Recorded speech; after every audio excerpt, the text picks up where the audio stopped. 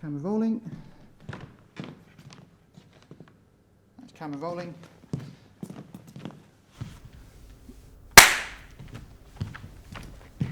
Okay. In your own time, feel free to get going. Brilliant. Hello, my name is Panya Banjoko and I'm the founder and keeper of Nottingham Black Archive. And one of the things we do at Nottingham Black Archive is to document the present as much as we can, and part of that is documenting the life stories of notable people, people who have done something exceptional.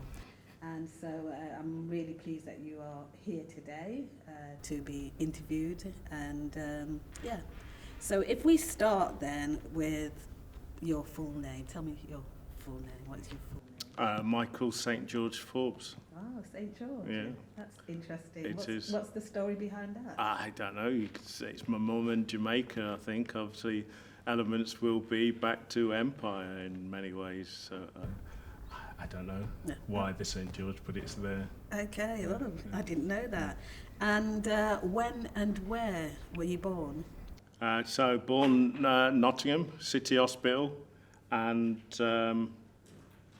Nottingham City Hospital. So I've been in the city pretty much all my life. Okay.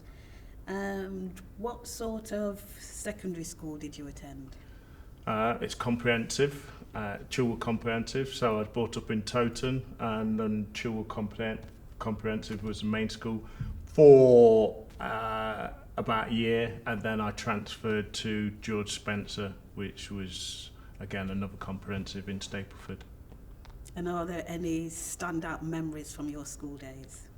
I'm sure there's many, but again, you'd have to kind of tell me what you're looking for in terms of specific standout memories. Did you like school? I did actually, yeah. So I'm sure it probably come. So I was brought up in a foster home, so school was a escape, and quite a nice escape from some of the madness in the foster home. And I've always loved the process of learning, and I still do today. What subjects did you study at school? I think there's a full range of, like everybody, you do your full range. My strongest subjects was probably, has always been art and geography, creative work, technical drawing, and woodwork. I've always been very good at my hands, so kind of I've done building work and a range of things within my life. At one point I decided to be an architect, so technical drawing I was really good at, so I thought I would be an architect at one point. I'm dyslexic, so through my process of learning, I thought at that time that being dyslexic kind of part excluded me from being an architect, just because understanding it takes many years to be an architect, and the academic process I found obviously at school quite challenging, but it's part of who I am. Did you hold any positions of responsibility at school? As a prefect? Yes. Which I was very surprised I did actually get offered it, I think because I was quite boisterous, shall we say, at school, so I was always kind of getting myself in situations, but it's actually interesting how I did get offered that responsibility of being a prefect, and then I kind of started acting a bit more responsible. Oh, okay. And did you take exams after you left school? Yeah, very much so. I didn't do particularly, I did all right, GCSEs and CSEs at the time, so art and subjects. Did a range of them: maths, English, art, technical drawing and woodwork. And then obviously my strong subjects was art, technical drawing. I think maths I did all right. English I did really poor at, as in I'm not quite sure I've actually got a GCSE or a CSE in English at this moment in time. Okay. What did you think your education was for at that time? Did you think about that? Did you think this could lead to something else, or?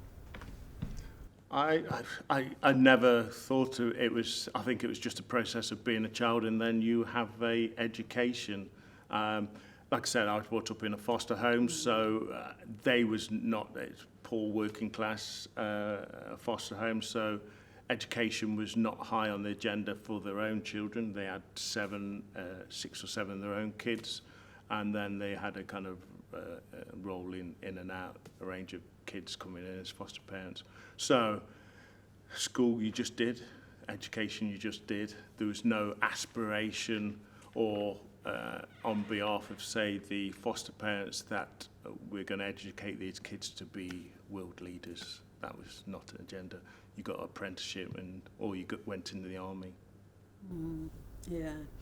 So as a child, did you create things? Because we're here today talking because of your solo exhibition here at the Lakeside. But as a child, were you creating art? Yeah, I was always drawing. I think one of the things what stood out to me is I was really good and enjoyed colouring books. So some of my, even as a artist, I started doing a range of line paintings and drawings. And some of them was quite large scale, but it was kind of copying that process of colouring books, the outline. Made stuff in the garden, again, knocked stuff together in wood. Quite enjoyed that process. I did actually have a painting, a sketch in the Evening Post. I did a competition for children. When I was 9 years old, and I won £5. I'm sure that's in their archives somewhere. Oh, interesting. And did you show your creations to other people? It was, I think it was just in school, really. So it's again the process of doing art at school. You did homework, and then you presented on, say, a Monday. You got homework on a Friday.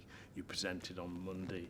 And I always did well. I enjoyed the process, and I quite liked the art teachers because they was very enthusiastic about art per se, to a point where, in fact, I don't know his name, Derek Smith, who's the main art teacher.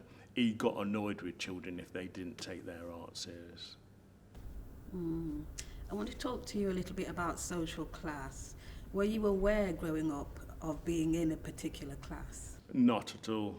The conversation of class probably only came to me as a kind of through my 20s. I kind of use this term, obviously, working class parents, there was relatively poor working class foster parents, but we didn't use that term as a kid because it's just all we knew. Saying that, I did have friends around who was kind of probably had more resources, financial resources, and more affluent, but class wasn't necessarily used as a term then.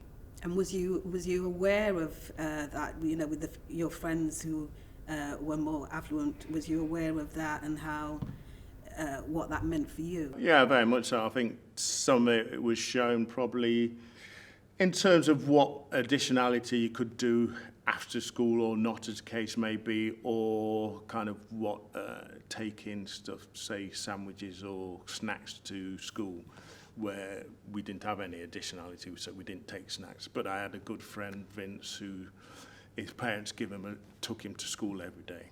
We had to walk to school, so sometimes I'd go round Vince's and then we'd get a lift up with Vince's parents. So I could see that Vince's parents was, say, more privileged financially. But they weren't. They were kind of grocers, so there wasn't part of a kind of higher class. It was they were successful grocers. They actually had a shop in Hyson Green.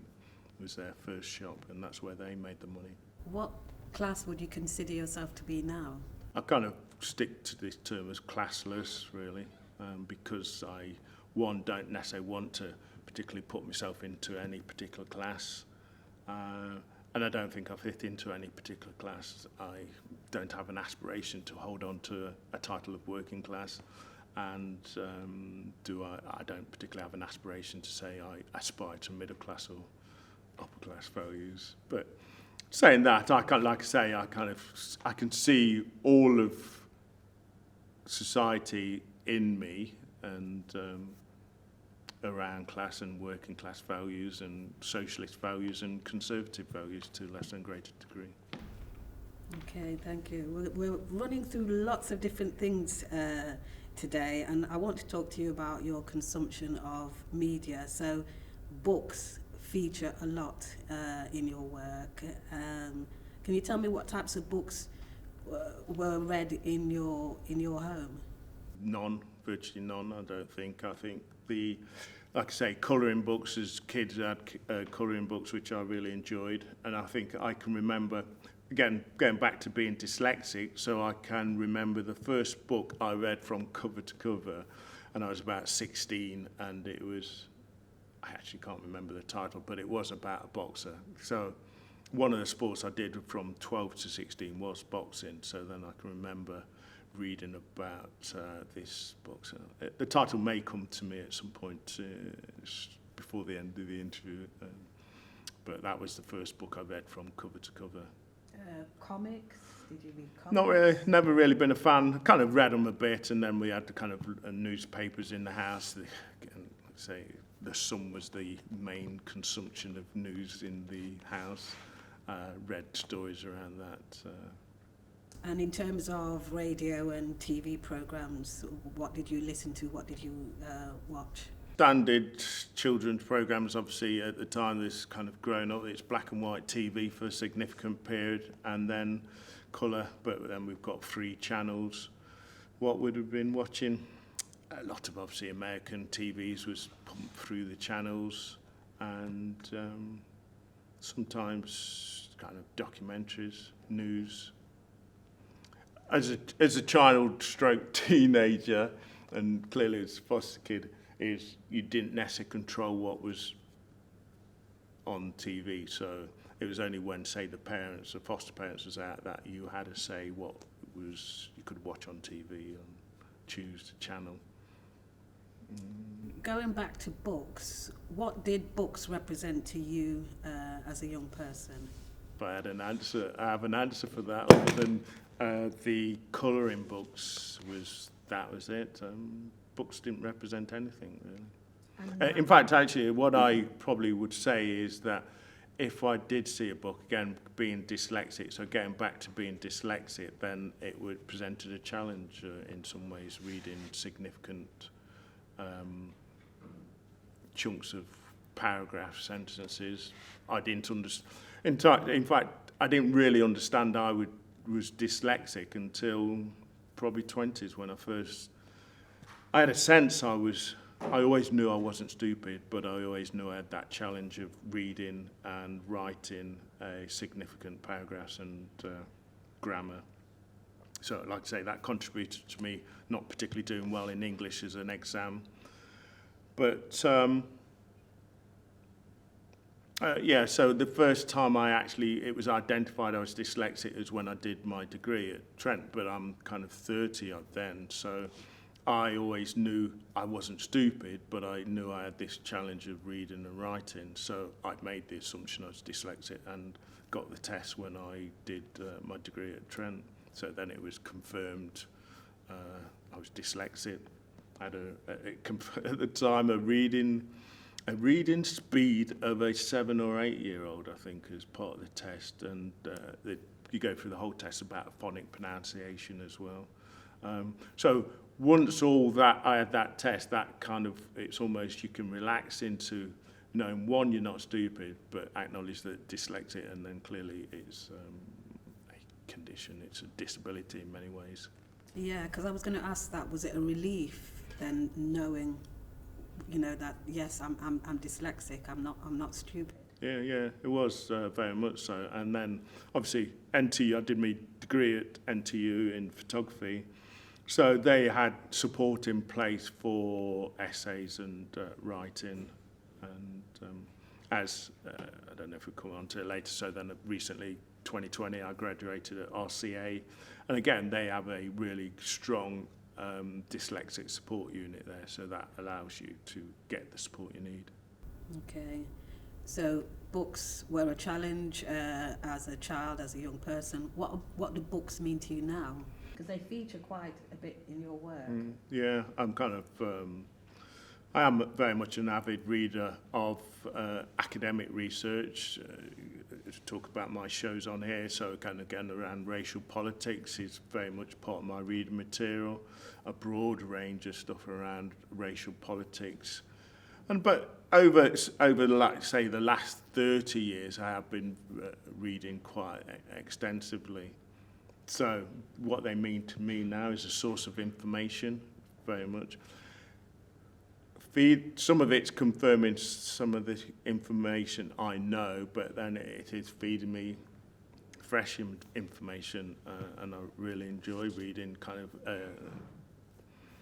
getting information from books what I just didn't know. But sometimes it's an odd one with books, is that you can read something and, like I say, it confirms something you have a sense about, but then equally there's a whole range of new information what's coming in. And then that feeds my practice and research for my practice. And like you say, books feature heavily within my show and work. And part of that is I see books as a gift for me in terms of, one, the ability to read. But then I think equally my use of the books in my work is about offering it as a gift for the viewer, so they can see potential titles to inform themselves with, but it is part of the sculptural work as well, so I want you to appreciate it as part of the sculptural element of the work. But equally, I'd expect people to either take a photograph of the cover and do their own research as well. Mm-hmm. And politics, I mean, what's your view of Black Lives Matter? Because that, again, is something that runs through as a strand in your work. It's almost, that question, what's my view for Black Lives Matter, it's almost an obvious statement to me, clearly being a black person, so I know my lives matter.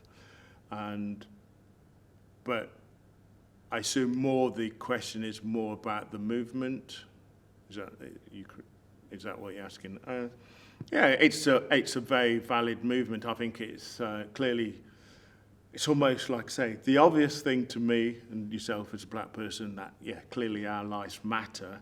This movement has cemented a more political movement, what people can attach themselves to, and it clearly has an impact on a wider political conversation. So I support it to less or greater degree. I've been on a kind of the gathering in Nottingham when we 2020.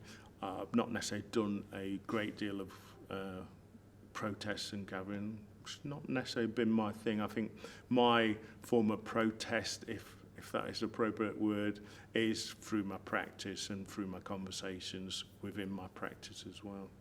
Do you think artists should be political? I personally think yes. Obviously, I am within my work, and I think a lot of artists should do. I see, as you know, I see a lot of art. I curated a number of shows and see many exhibitions, and obviously studying with artists who either are artists and studying, so I know you get to know their practice. But people make art for a range of reasons, and some are happy with elements of their work just being quite decorative and very personal. It's choices. I think it is quite common for, say, black artists to take on a more political narrative within their practice, but equally I accept they can have a decorative narrative as much as any other artist. We'll come back to the politics, but first I want to talk about you as an artist. When did you first begin to see yourself as an artist? Again, my artist career and education has been probably more protracted than most artists. I've done kind of night school classes, foundation courses and degree and MA. But that's over almost a 40-year period where some kind of are doing MAs at the age of 20. So I came out of school, I'd say, it's part responsibility as me as an individual, but then some of it is probably guidance as a young person. So if somebody had acknowledged and recognised, say, my creativity and say, Michael, you're very talented in this way, you should pursue your art, then I may have pursued it with more focus at a lot earlier age. I've kind of discovered it myself through, like I say, night school classes and then doing well on that and then a foundation course. But actually using the term artist, I've pretty much been using it for, say, the last 25, 30 years. But it's only really actually over the last 5 years, because I've done a range of things. I've worked, obviously, you know, I've kind of worked at primary and New Art Exchange and curated a number of shows. But over the last 5 years, I've pretty much committed to art practice earring going forward, and that makes a difference, significant difference. Like I say, going to the Royal College of Art to do the MA, that was very impactful on my practice and a commitment to my practice to take it to the next level. And what is the next level? Next level now for me is still developing my art practice, further research. Like I say, from what I got from studying at RCA, and it's a range of things. Studying at the RCA, research for my dissertation, which I did on metaphysics and blackness through the work of Kerry James Marshall. So doing all that reading, research, developing my practice, really highlighted for me that there's the next level to go to within my practice.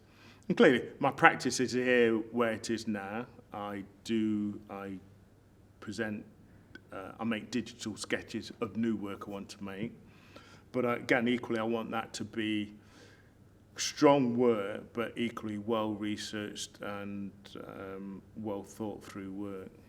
So the next level for me is just, like I say, developing my practice further. Academically, I don't rule out a PhD at some point, but again, some of that may be practice as well as curatorial as well. Still yet to define that, really. You talked about it taking you a while to see yourself as an artist, that support wasn't there earlier. Do you think that's got anything to do with the fact that you're a black man? Do you think? Why do you feel you didn't get that support, that development support earlier in your career? I think it's a range of that. I think, like I say, in terms of parenting and kind of being brought up with foster parents who had, like I say, no commitment to further education beyond you go through school and then you get a job, whatever, for their own children as well as their foster children. Probably understanding that there's an art world out there. It took me a significant period to understand there is a wider art world, and to get into it has took me quite a while. I think regionally, being based in Nottingham, as a lot of artists, you almost are invisible on that national stage and international stage, being in the city. Even now, so historically, I can see that would have had an impact. And then it's that full commitment to what is being an artist. So you even almost have to, you learn through your practice, but you have to learn what is an artist and being an artist, and that took quite a while. I talk about Kerry James Marshall in terms of my dissertation, but I was watching a number of videos of him prior to going back to the RCA. And he pretty much said the same. He wanted to get his work and practice to a level that it was in museums around the world.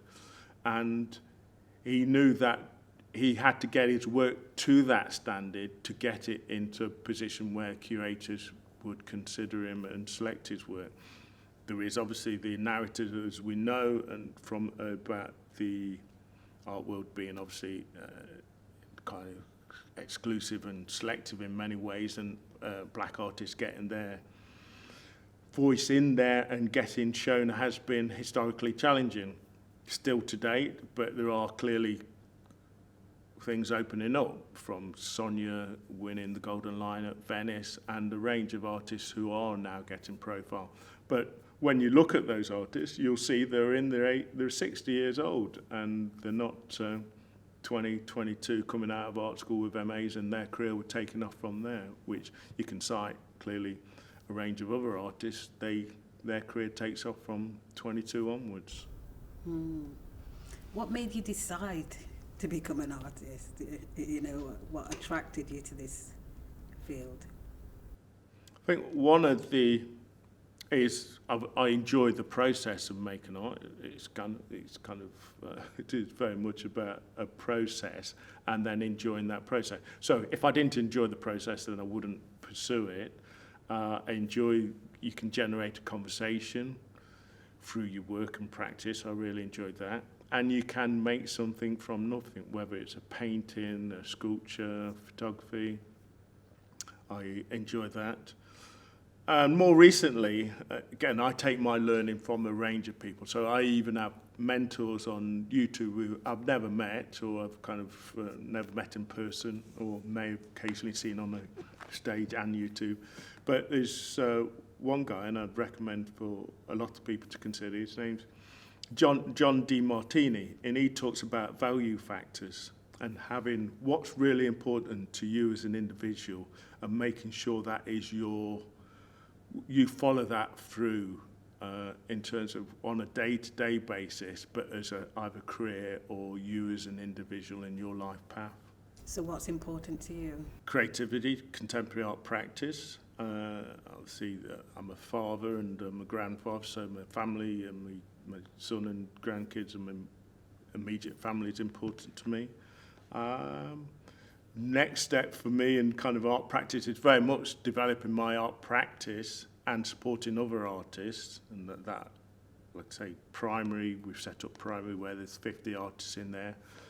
I'm a co-founder of that, so me and 5 other people set that up. So it's about supporting other people in their career development. Next step is, like I say, further research and academic research from a practice and generating income. I am not a young man, and I do want to generate, I don't have a pension, so generating income from my practice is important as well. Have you always enjoyed your art? Has there been any period where you think, you know, I'm done with this? I think I came to, that's a good question, because the reason I got to a point, so I was a part of the Diaspora Pavilion in Venice, the Biennale, but my practice at that point was following a post-colonial narrative. And I think I got to a point, almost boxed myself or painted myself into a corner with that narrative. And I was always behind somebody like Yinka Shonibar, John Okofa, Barbara Walker to a degree. So I could see myself either just following, not necessarily following their practice, but I was not necessarily developing my own voice within it. And so that's after the Diaspora in 2017, my own voice was about, I could see that there's a range of conversations around contemporary art, contemporary racial politics, what are not being explored and developed. And that's where I wanted to take my own work, really, around racial politics. And not sure that last question, whether I answered it. What was it? What was the question? I was asking you about, have you always enjoyed your art? I think that was the question that I asked. Okay. Yeah. Yeah. So, but the point there I was making is that it's enjoying it to a degree where you push and push, but then, like I said, previous question about the next level.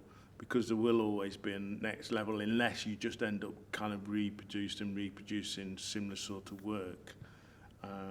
And so that's, like I say, why I went to RCA. I knew there was another level for me. And by understanding this level, that's exciting for me. The potential of making new work, potential of further research is exciting. So that's where the enjoyment comes from. Going back to your childhood, did you ever visit galleries as a child, school visits or anything like that? I can't remember doing a great deal. I think the only thing I remember doing is probably at school, George Spencer, we may have done a trip to London to the National Gallery. So I think we could probably did that a couple of times, 2 trips to London. But nothing in the region. I don't know what we had. Probably Nottingham Castle maybe as well, but I don't remember it significantly as a child. Which, again, ironically, so obviously as an artist, I do, everywhere I go now, I do go to galleries within that city, town. And I go to museums. Some of it is probably dropped off museums because some of them end up being quite repetitive in some ways, but I do enjoy spending time in galleries. Has there been any major changes in the arts sector which has affected your work? So that's quite a broad question. So take from it what you will, and then I'll maybe steer you. Well, you part steer me, like you say, it is a broad question, so what are you after there? Well, if we look at more recent happenings then, if we look at the murder of George Floyd and the aftermath of that, I call it the George Floyd flurry, where institutions and organisations all wanted to show that they were down with Black Lives Matter, they were, supporting inclusivity. I consider that to be a change. Has that affected your work in any way? My work or the arts per se? The arts sector, and then I suppose the arts sector, but in turn, have you seen any benefits from that? Yes, I think there has been changes, and whether they are significant and permanent, who knows, we'll see over time. But actually, there was a person actually said to me recently about either arts organisations or even a number of organisations where she's used this term blackwashing. So there is this narrative around equality, diversity and inclusion, and we have this conversation with primary and other institutions, which is good, and I think it's good that they are high up there on the agenda.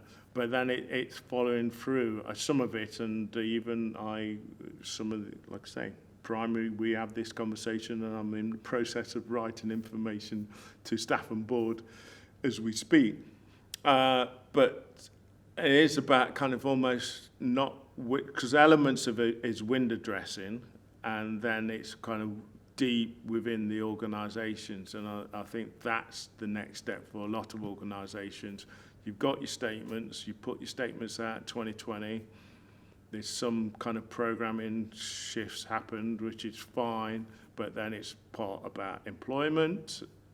Black people need jobs, black people need to pay for school uniform and send the kids to school, blah, blah, blah. So that it's that commitment to a wider diverse society, and I'm not quite sure we're there with the arts yet. Well, okay, it's good, like I say, Sonia and Simone Lee winning the Golden Lion. That's all has a trickle-up effect in some ways, but whether it's enough and fast enough, who knows? So thinking about, because as Nottingham Black Archive, we're very much concerned with the local. So looking at the local arts landscape, what would you like to see being done differently? The local venues you can see like across the board in terms of Nottingham Contemporary, Nottingham Castle, and we're here in Lakeside as well, is this taking this kind of programming on a commitment to it long term. So it's not just your one-off shows, it is kind of this rolling program, commitment to diversity. Which, again, hopefully, over time, we will see. I don't know, obviously, Nottingham Contemporary, they're in the process of selecting a new director. It's had a reasonable diverse programme, but I think, again, it could do more. I think as an organisation, it could lift the artists from the city, particularly, again, arrange diverse artists from the city. It's not done that as far as I'm concerned. In 14 years, have shown 2 artists from the city, and they're both white. They could do more, and same with the castle, and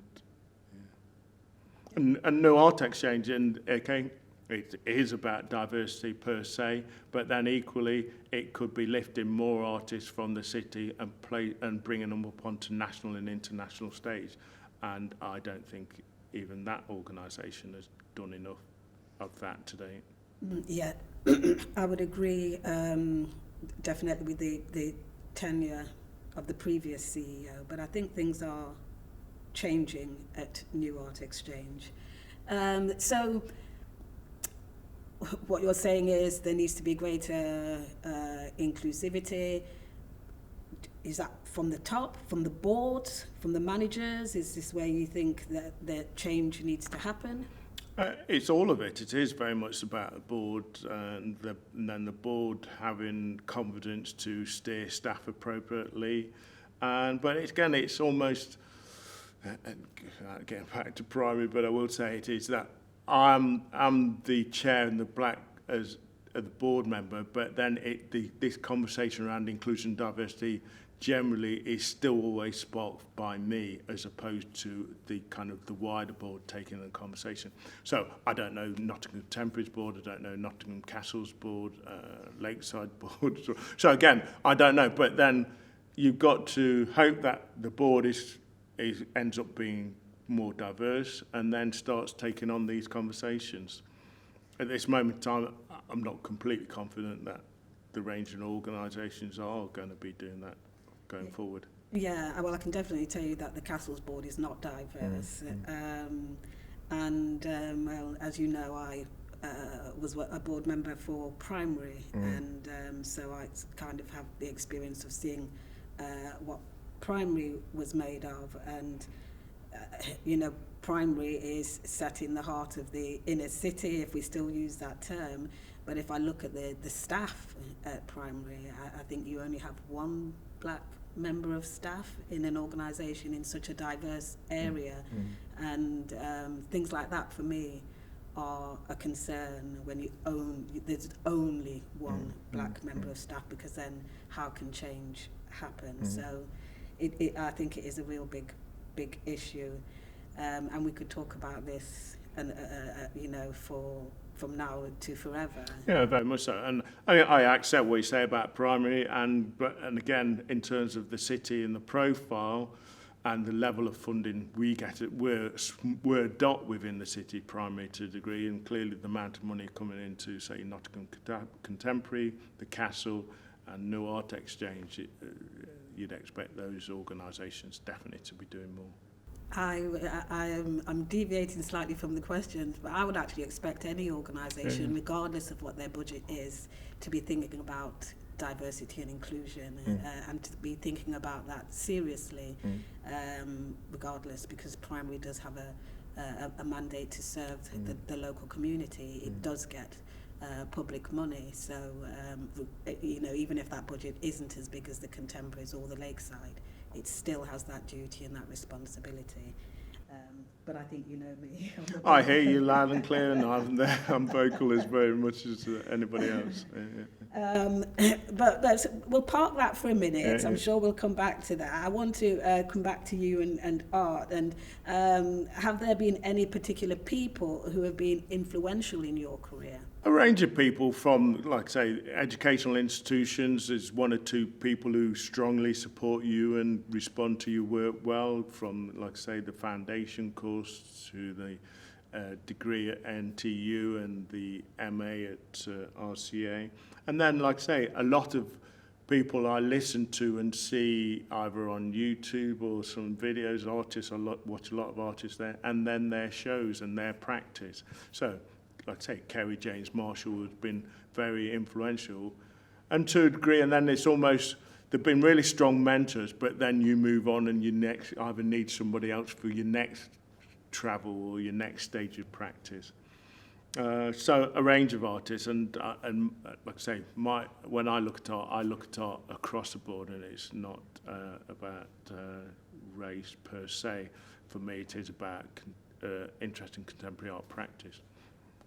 But equally, I look at museum shows. So again, it's not even just contemporary art. I look at the old masters as much as anybody else. Did you ever move to a different country to advance your artistic practice? I've spent a year in New York. I did a residency at an institution called the ISCP, International Studio and Curatorial Program. Again, that was very influential. I had a really good year, got a residency, got some funding support from Arts Council, and I ran around New York for a year, looking at shows, developing practice, you make your contacts, so that was really good.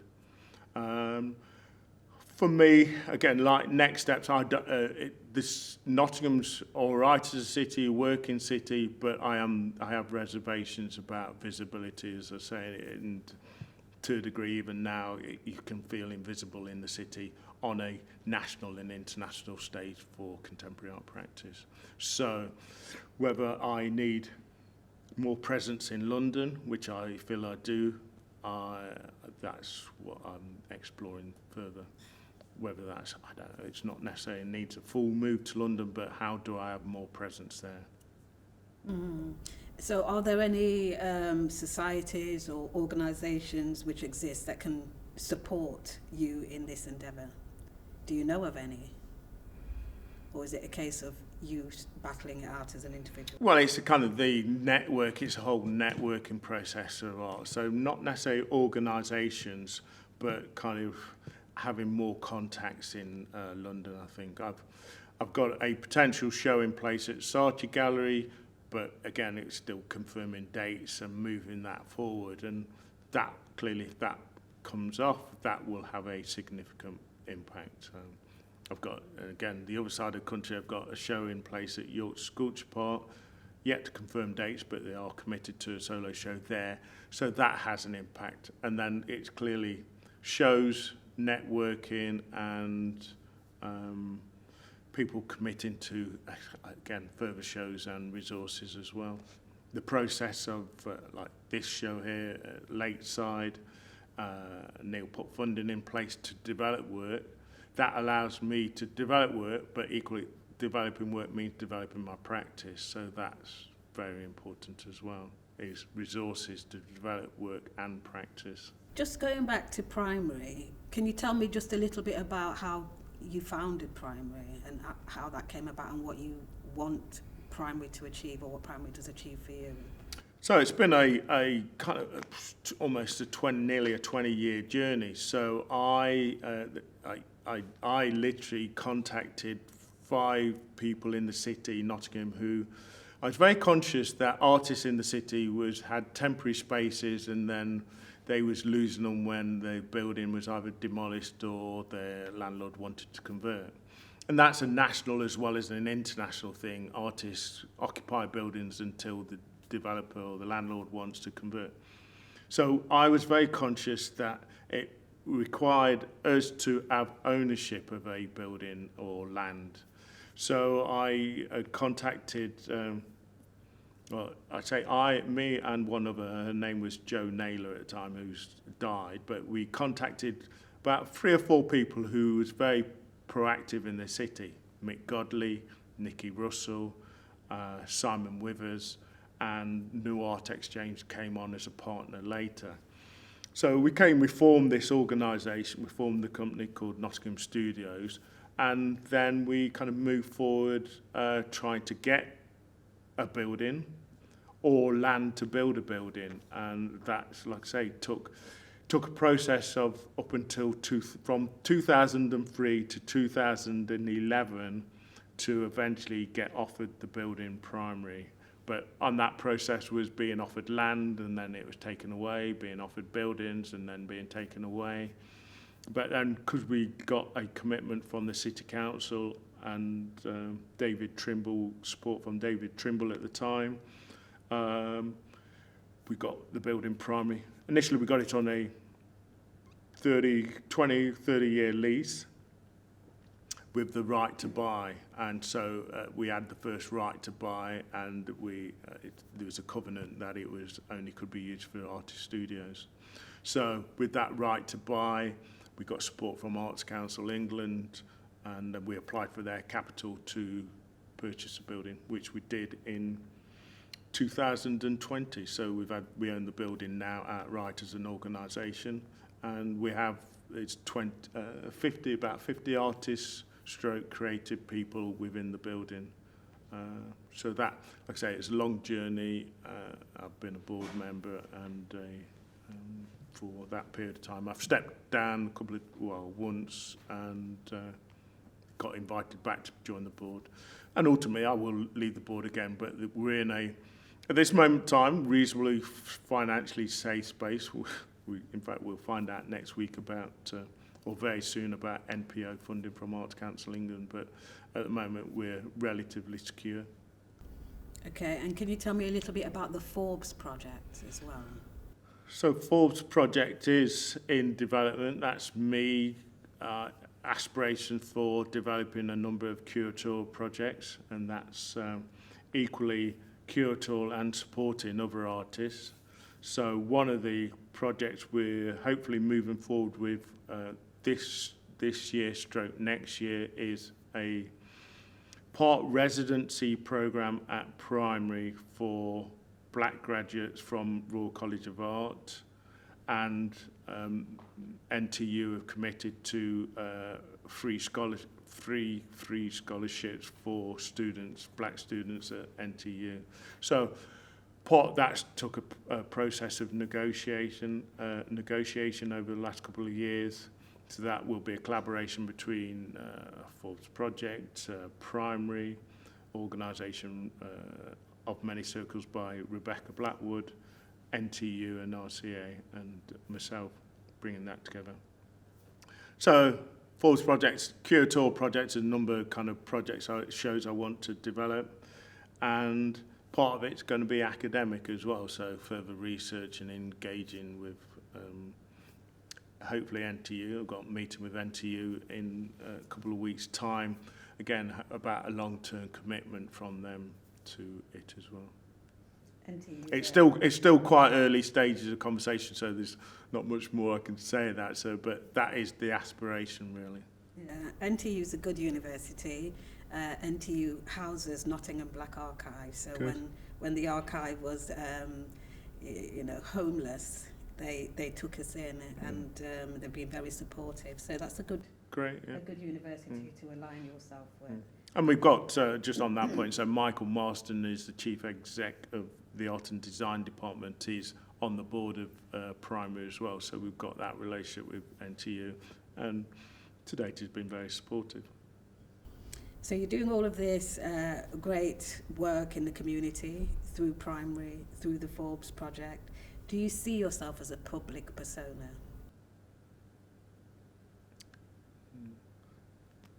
Not really, and I'm not sure what that means. You might have to define public persona.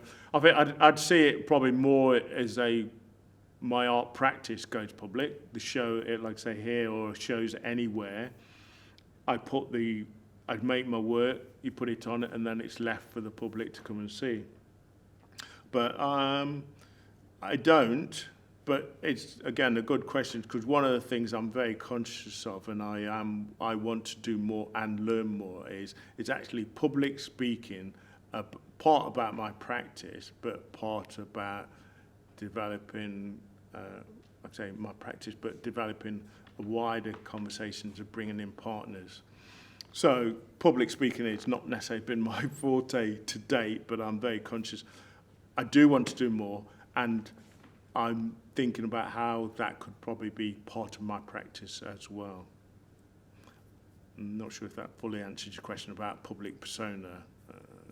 You mean in terms of doing stuff for a wider public benefit? And partly that, but also,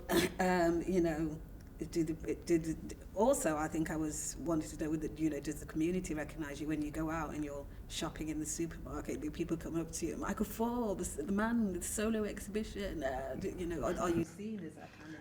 No, that's short answer to that. And that's not necessarily what I aspire to. I'm happy to have wider conversations around art practice, but some of it is about the art is not necessarily me.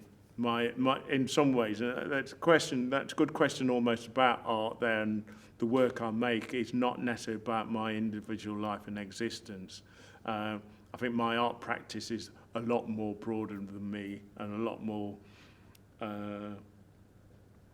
global, international, or a wider, I'm not sure the term, because in many ways, bring it back, I live a relatively boring existence in Nottingham and Sherwood, but my practice, as you see, is more exciting than, say, the life I live as an individual.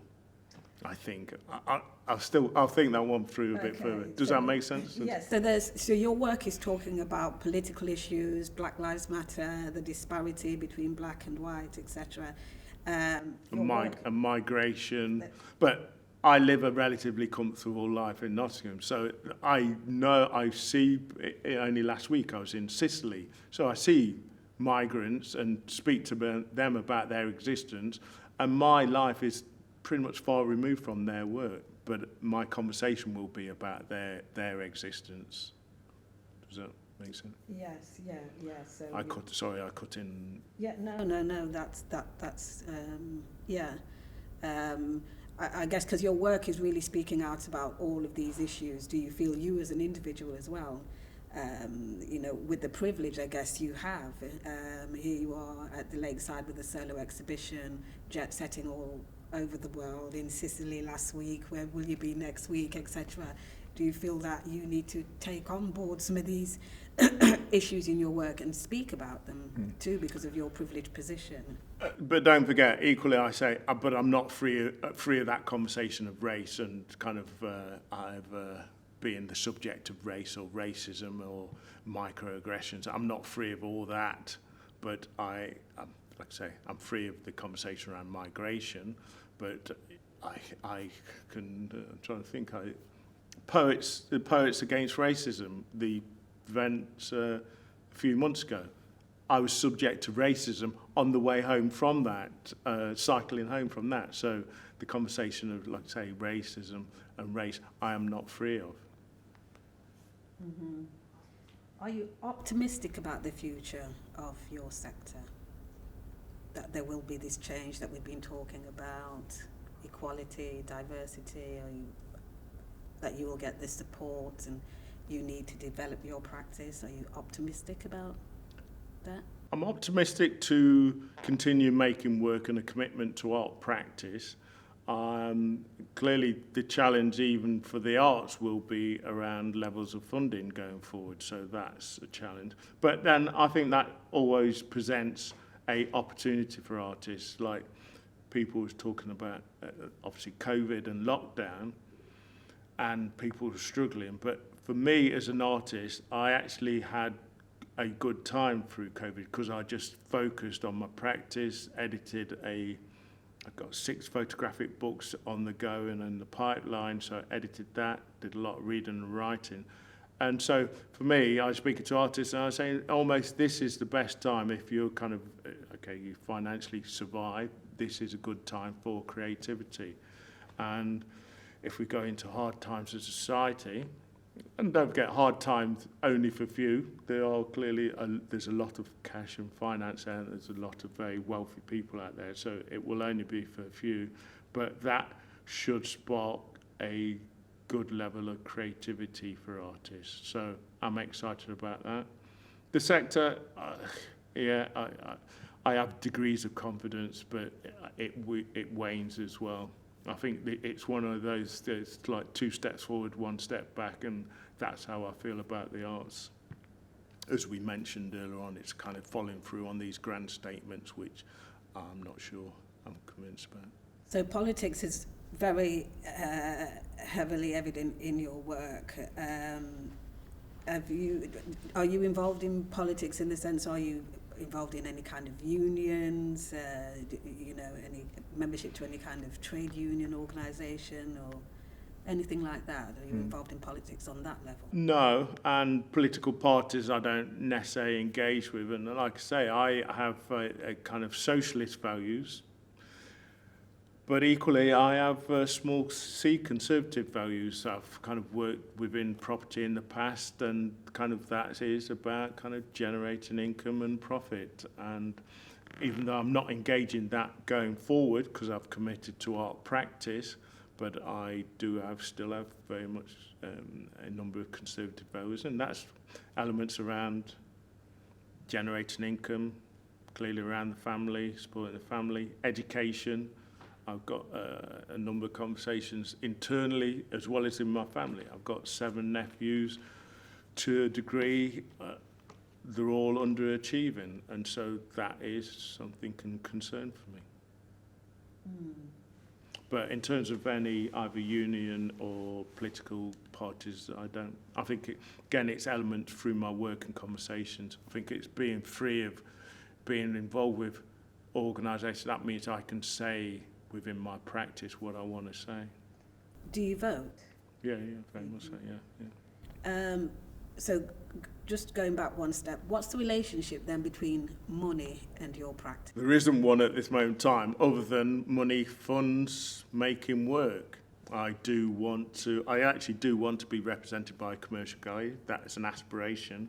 But in terms of money, it's really about financial survival for me, but then making work. Materials, it's making shows are not cheap. They are, and making new work is not cheap. And so that's really the only relationship at this moment in time.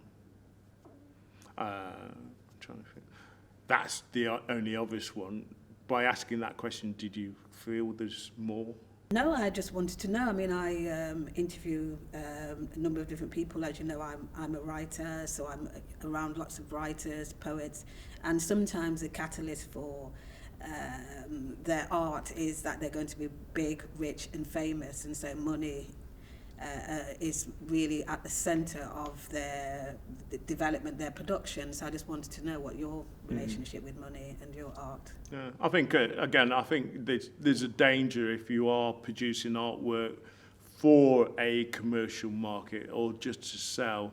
There's going to be compromises, and at this moment in time, my practice is the work I want to make and I want to discuss.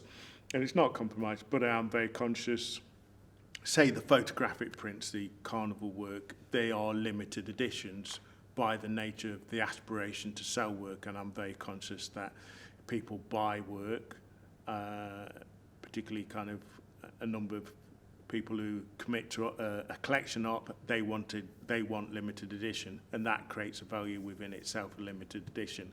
But the sculpture work ends up being a limited edition just by the very nature of the materials available.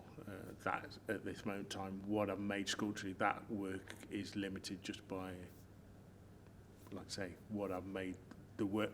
The materials I've made the work by. There is a limited amount I have around my studio or acquired. What advice would you give to a young person starting out in your field today? I would. Education's very important, like I say. I think there's so much you can do on your own and develop your creative practice and conversation, but kind of education. And in some ways, it doesn't necessarily have to be formal education, but it has to be broad. And like I say, some of that education is just watching a range of artists on YouTube. There is an education within that, and kind of keep watching, taking on board their conversations about how they develop their practice. But I would equally advise a formal education, whether that's a foundation course, a degree course, and then ultimately a MA and PhD. PhD, we'll see. It's up to people. But I think all of those add to a practice, so I would recommend that a route. I think doing it shorter would probably a shorter time frame than I've done it. I'd recommend, like I said, the MA, I've done it recently. In hindsight, and I probably should have thought about doing it earlier. I wish I'd done it earlier, but it's pointless saying because it is what it is. But I'd recommend. I think get your foundation done, get your practice in place, and then doing a degree, and understand that once you've done your degree, develop your practice, and then once your practice is in place and you think you plateaued with it, that would be a good time to consider an MA. I wouldn't necessarily recommend from BA to MA straight away, because you're almost wasting the education to a degree, because you're getting it back to back, but you've still got to develop your practice yourself away from education. And have some time for reflection. How have you felt about me grilling you this morning?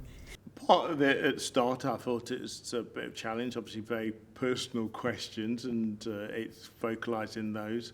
But as it's gone through, I've quite enjoyed the process. And like it taps into what I say I probably want to do more of, is this kind of public presentation. In other instances, I'll probably have a slide projection to talk about my practice, but this is just me, you. It's almost the Obama interview with, I can't remember who interviewed Obama's direct, but I quite like this one-to-one. I've not done it before, but it's worked well. I was going to say, what was it like to be speaking about your early life, as a child?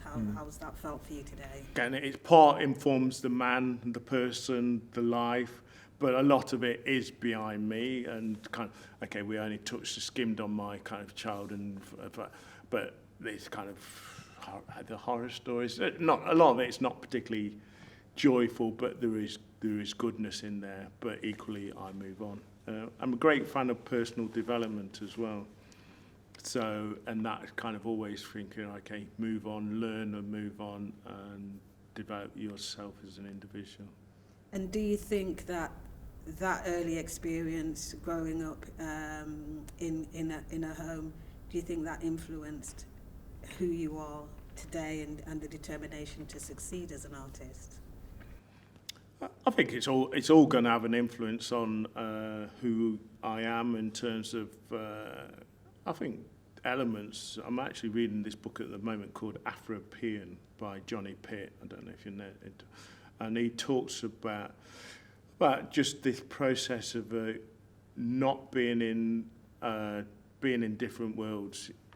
Johnny Pitt was talking about his mixed race and not being in a white world or a black world in this thing.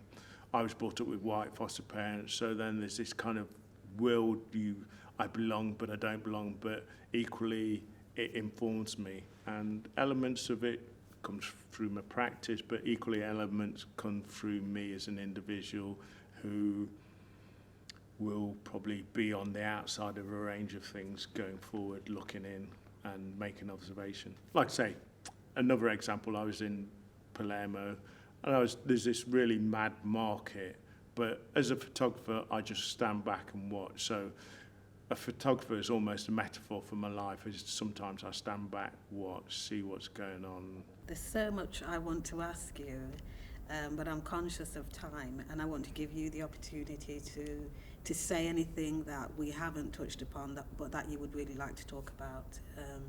Anything that's you think would be interesting to the listeners, anything that we haven't spoken about? I think getting back to some parts of the education and values and understanding who people are and personal development.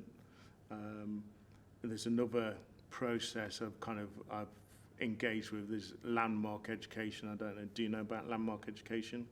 Again, it's a kind of personal development process. And I've engaged with that historically. I haven't recently, over recent years, but that helps you to resolve a lot of things, whether that's with family, parenting, kids. You can get a lot of stuff resolved there's almost a process, but I'd encourage people to consider that as a good thing to engage in their life. Like I say, education has latterly been very important to me. So what's your what next? What next for Yeah, Michael Forbes? what next? I think it is still developing work. Practice, as mentioned. Forbes project, I want to move forward. That's been bubbling for a while, But I think then, again, how do I move that forward with colleagues and contacts, and I've got colleagues support me to do that. Can't do everything on my own, so it is how do you bring in people, bring in skills. There's another good book worth reading. It's just escaped me. But again, the title escaped me, but it's more about how you bring in the skills to support you. So almost having a mastermind of team around you, so you bring in them for their skills and blah, blah, blah, because you can't do it on your own. None of us can do it on our own. So it's about how do you work with the right people around you. It's very useful. The book will come to me. But, yeah. And that, I think, is a really great place to stop. Thank you very much, Michael. Well, thank you for your time, and thank you for Neil for setting this up, Neil Walker, and Chris for leading on the camera work and sound. So I appreciate that. Lovely. Great. That's a wrap.